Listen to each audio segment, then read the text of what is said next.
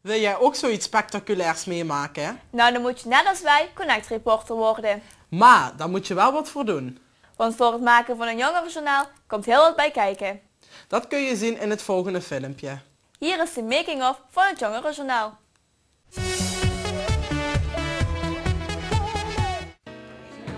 Er komt heel wat kijken bij het maken van een jongerenjournaal.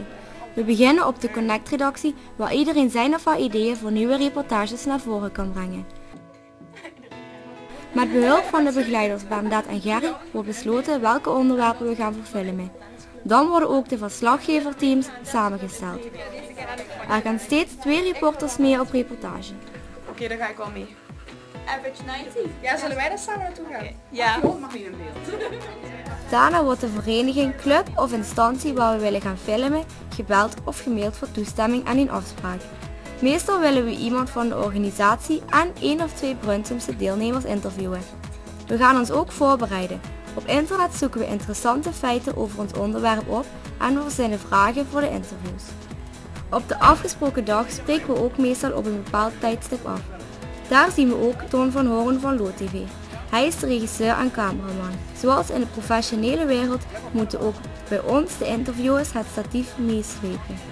Na de kennismaking wordt meestal even afgesproken wat interessant is om te filmen en wanneer en met wie we precies de interviews gaan doen. Meestal zijn die mensen wat zenuwachtig, dus maken we even een ontspannend babbeltje. Intussen bekijkt Ton wat hij nodig heeft voor de opnames. Ook neemt hij het vragenlijstje even door. Niet alleen voor eventuele veranderingen, maar onze cameraman moet ook weten waarover de vragen gaan.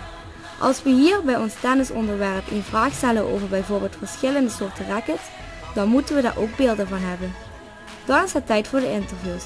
Daarvoor en daarna zijn er alleen hoop zogenaamde blogshots gemaakt. Die komen in beeld tijdens de interviews. Dan hoeft de kijker niet minutenlang naar een pratend hoofd te kijken, maar ziet hij ook waarover gepraat wordt.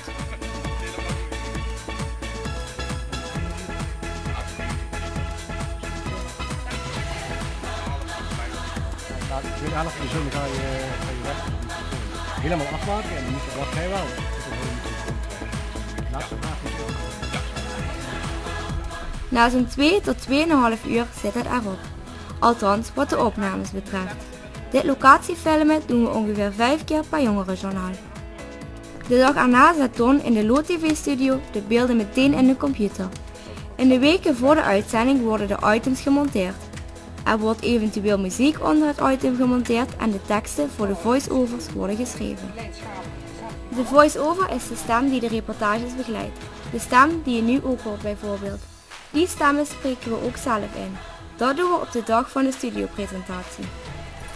Op die dag komen de uitverkozen Connect-journalisten naar de LoStudio om het jongerenjournaal te presenteren en op die manier de items aan elkaar te praten. De anderen zijn er ook. Zij spreken de voice-overs in. Ligt tussen het groen verschenen zweefvliegen met de ELZC. Plaatsen op het veld lieten de leden zien wat er allemaal bij komt kijken.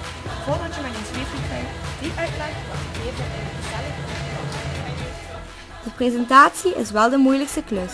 De teksten daarvoor nemen we ter plekke door. Als je ze van tevoren van buiten leert, ziet het er op tv net uit. We krijgen van Tony een paar zinnen aangereikt waar we zelf op mogen improviseren. En zo praten we de onderwerpen aan elkaar. We verspreken ons natuurlijk regelmatig en soms krijgen we de slappe lach. Het hoort er allemaal bij. We krijgen clipmicrofoontjes op en we moeten goed stil blijven zitten. Verder is er papier waar we korte aantekeningen op kunnen maken en een glas water. Er wordt verteld in welke camera's we moeten kijken en dat we vooral rustig moeten praten. In een ander deel van de LoStudio zit Erwin. Hij doet de techniek. Hij bedient de 3 camera's en zorgt voor de belichting en de opname. Hij staat met Ton in verbinding.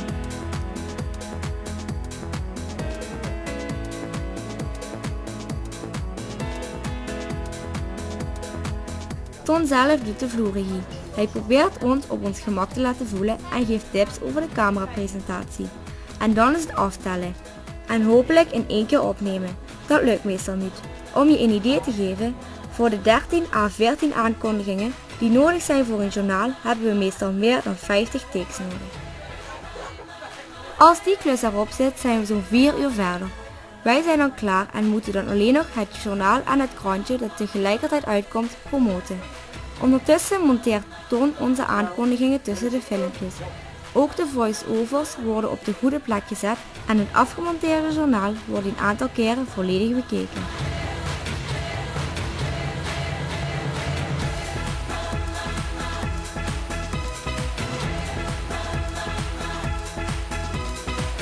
Na de definitieve goedkeuring wordt ons jongerenjournaal klaargemaakt en ingepland voor de tv-uitzending. Ook wordt het journaal op internet gezet. En als het dan zaterdagmorgen 10 uur wordt, kunnen jullie en wij zelf eindelijk kijken naar een nieuw jongerenjournaal met hopelijk interessante onderwerpen. Wij hebben ons best gedaan en hopen dat jullie met plezier hebben gekeken.